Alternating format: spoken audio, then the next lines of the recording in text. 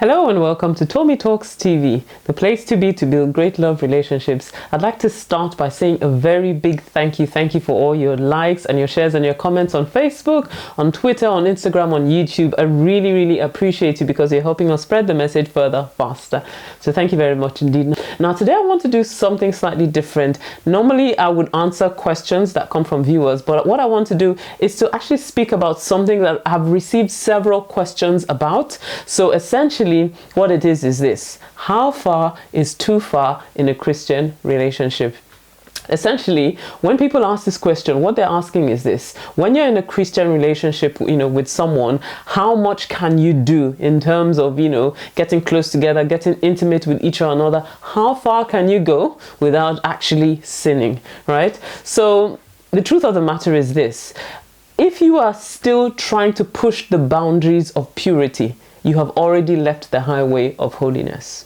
And I just want you to pause and think about that for a moment, because I always think that, you see, when people ask this question, they're actually asking the wrong question. The question is not how much can I get away with as a Christian without God getting angry with me. The question is this: how can I put boundaries around my life so that I protect myself from finding myself in a position where I shouldn't be as a Christian and from harming my relationship with God? I really think that that's the way that we need to approach it, because you see, there is nowhere in the Bible where you will find it saying, thou shalt not kiss thy fiancé or thou shalt go to hell. There's nothing like that in the Bible. But you see, on the other hand, the Bible gives us guidelines about, how we should conduct ourselves as Christians so that we don't find ourselves in a position of falling into sexual immorality, which the Bible speaks against. So the Bible speaks in the book of 1 Corinthians chapter 6 and verse 18. It says, "Flee from sexual immorality.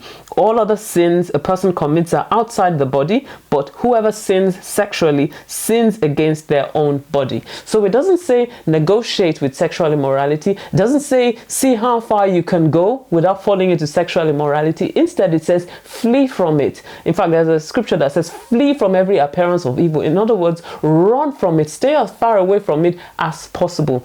So I always think that that's actually the better approach. Do everything you can to protect yourself rather than trying to say, oh, how far can I go? Well, maybe I can kiss and not, feel too bad and all the rest of that. Maybe we can go a step further. Maybe we can go into petting and all that sort of thing. I think that's the wrong question, because if your relationship with God really matters to you, you don't want to push yourself to the point where you fall into sexual sin. Because I have been, counseling couples, and people in relationships for a long time, and the truth of the matter is this: most people who are Christians and have a relationship with God do not actually set out actively to fall into sexual sin, but because they don't put the proper appropriate boundaries around themselves to protect themselves, then they find themselves in situations that they did not plan for. So the question is not how far can I go, the question is what can I do to protect my relationship with God? And that's essentially what we should be focusing on as Christians.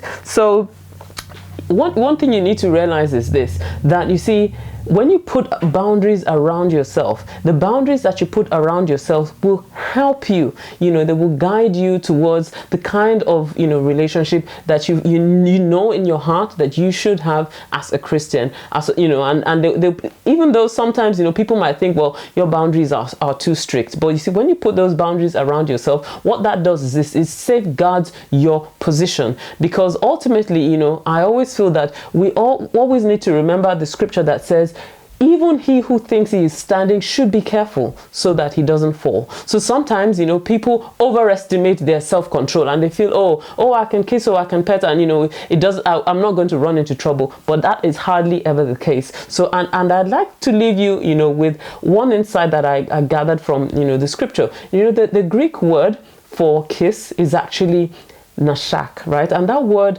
nashak actually means to kindle, to set on fire, to get ready to burn, right? So I always ask the question, why would you set yourself on fire if you're not ready to burn? That's the bottom line. So doing, all sorts of things that stir you up sexually, and make you feel like you should take a step further, it's causing more problems than, you would have if you actually stayed away from such things, because ultimately one case leads to another, leads to another, leads to another. The law of diminishing returns sets in, and before you know what's happening, you end up falling into sin. So what am I saying? Set boundaries to protect yourself. No one has ever said to me, oh, I seriously regret not kissing my fiance, or, not petting with my fiance before we got married.